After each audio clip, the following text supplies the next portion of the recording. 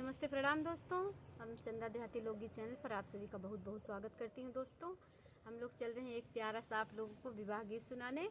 बहुत सुंदर बहुत प्यारा विवाह गीत है, तो आप लोग जरूर एक बार सुनिएगा, लाइक से सब्सक्राइब करिएगा। तो दर्द भरा भी है और हंसी मजाक का भी है, तो आप लोग के फुल वॉच करके सुनिएगा तो आनंद आ जाएगा सुन के इस गीत को। तो आप लोग चलिए हम लोग सुनाते हैं दोस्तों। नमस्कार दोस्तों, हम हैं चंदा देहाती लोकगीत 128 से। बहुत ही प्यारा विवाह गीत है, बहुत ही दर्द भरा भी है और आप लोग गाना के माध्यम से सुनिएगा, बहुत दर्द भरा है। और लाइक शेयर सब्सक्राइब जरूर करिएगा दोस्तों, और अपना भर भर के आशीर्वाद दीजिए हमको। आजकल आशीर्वाद बिल्कुल नहीं दे रही हैं। चंदा देहाती लोकगीत 128 पे आप लोग सर्च में एक बार आइए, और नए हैं आप लोग तो सब्सक्राइब जरूर तुरंत ही सब्सक्राइब कर लीजिए और फुल वॉच गाना सुनिए दोस्तों, और अपना प्यार दुलार जरूर दीजिए।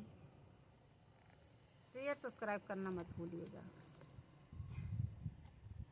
16 बरिस बाबा बरे खोजे निकल, अरे बरे खोजे निकल, अरे खोजी आई न बूढ़ावा दामाद रे लालनवा, अरे खोजी आई न बूढ़ावा दामाद रे लालनवा। 16 बरिस चाचा बरे खोजे निकल, अरे बरे खोजे निकल, अरे खोजी आई न बूढ़ावा दामाद रे लालनवा, अरे खोजी आई न बूढ़ावा दामाद रे लालनवा। जब जब दुल्हे उतरन हमारे माड़उआ, अरे हमारे माड़उआ, अरे देखे लागे गौआ के लोग रे लालनवा, अरे देखे लागे गौआ के लोग रे लालनवा। जब दुल्हे उतरन हमारे माड़उआ, अरे हमारे माड़उआ, अरे देखे लागे गौआ के लोग रे लालनवा, अरे देखे लागे गौआ के लोग रे लालनवा।